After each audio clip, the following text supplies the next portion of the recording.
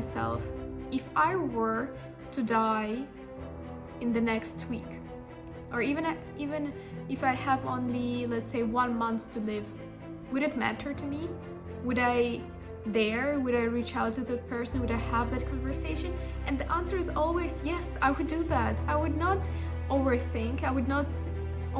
What if they reject me? What if they don't reply? Welcome everyone to LifewithLiza podcast. Our mission at LifewithLiza is to share people's stories and the challenges that they have overcome so that those who are listening in can get the strength, the courage, and the hope to be their better selves.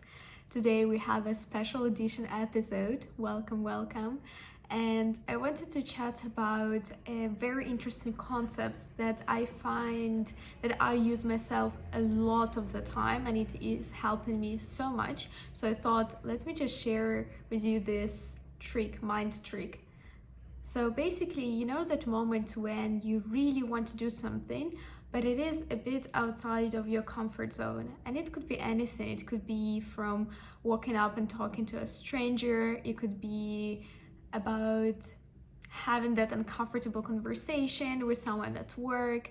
It could be about reaching out to this incredible person whom you would love to interview for the podcast. Like in my case, sometimes I do feel that. And then whenever I do feel that, whenever I do want to reach out to that person and I'm thinking, but who am I to reach out to that person? Why would they reply, or why would they have even any interest in coming onto my show? When thoughts like that, very negative thoughts, start coming into my mind, and those thoughts have the power to basically alter my behavior towards me not taking any action, because I'm thinking they will not come, they will not reply, they will not want to come, etc.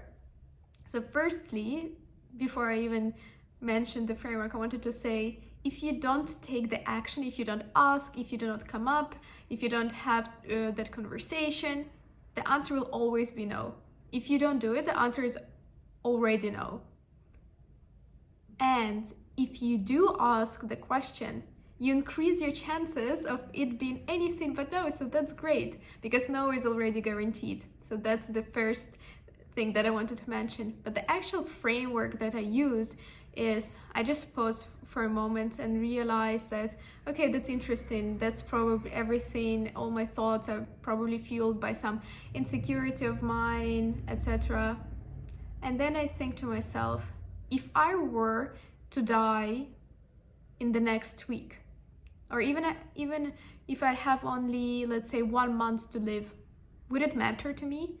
Would I reach out to that person? Would I have that conversation? And the answer is always yes, I would do that. I would not overthink. What if they reject me? What if they don't reply?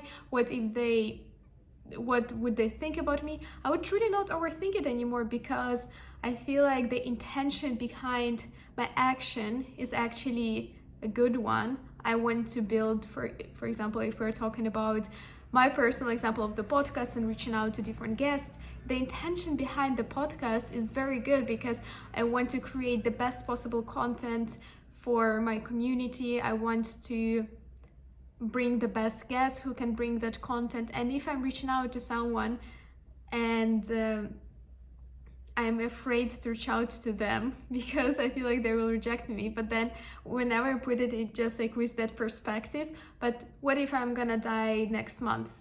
And then whenever I say that to myself, I immediately, my whole body and everything just like jumps right into action. It's like, I've got to do it, because imagine they do say yes, and I have this 1 month and I can still record the interview and I can still provide this value to the people.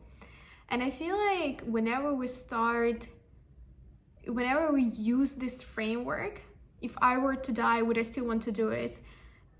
It kind of makes us accelerate into action. It breaks down all the doubt, because I feel like we tend to overthink everything else, everything external around us. But the moment we're facing death, it kind of removes all of those questions and we can just do it.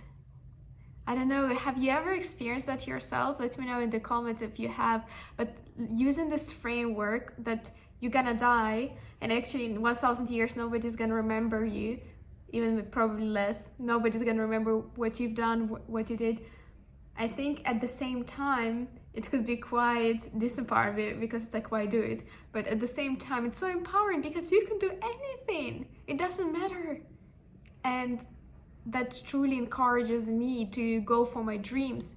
And I think just having this constant reminder, also facing death and having this constant reminder is so powerful into not alternating your course, which is going towards your dreams. Because I feel like it's so easy to get stuck in the day-to-day life and actually never go for your dreams, or start going for the dreams and then get caught up in the real life and forget that you're going for your dreams. But having this reminder of this actually is so powerful because it helps you stay the course and follow through and to stay consistent, because it raises even a more philosophical question. If I'm here for just a very limited amount of time, what can I do with my life? How can I contribute? I want my life to be meaningful, and I want to bring my gifts to this world and to do it and to give it my all. And if I'm giving into fear of judgment or fear of what others would think, I'm not living up to my full potential. I'm not bringing my best to the world. And if thinking about death and thinking about facing this is something that will help me to actually jump into action and pursue my dreams and do my best, of course I will do that. So I was just thinking, I want to share this framework with you. And I know that there are a couple of other frameworks that people use. For example, thinking when you are very overwhelmed with a mistake that you've done and you cannot stop thinking about it. I know another powerful framework, which is, would it matter in 5 years? Or would it matter when I'm on my deathbed? And you'll be surprised so many times it really wouldn't. Because, for example, let's think about high school. You get a bad grade or something and you're for the test and you feel so heartbroken, like, oh my God, I cannot survive this. But it doesn't really matter now, right? So many things would not actually matter in the future, but in order for us to realize it in the present moment and to move on, we need to have these useful frameworks that help us put things into perspective. That's why I really like that one of, if I'm dying in 1 month, would I go for it because that removes fear? Or this one, would it matter in 5 years? It also brings the sense of perspective and you're like, oh no, it won't. Very few things would actually matter in 5 years. So I'm curious to hear if you're using any of these frameworks, and if you're not using these ones, I hope you enjoyed them. Let me know which ones you are using. And if you enjoyed this episode, please subscribe to the channel, share it with someone who might find it useful. And I appreciate you so much. Thank you for listening so far, and I see you tomorrow in the next episode. I cannot believe I've already done 16 or 17 episodes in a row. That has been absolutely wild. I'm doing this Life with Liza 100 challenge when I'm releasing 100 episodes in the last 100 days of 2022. I'm loving it. It's very challenging. And I see you in the next episode tomorrow. Thank you so much.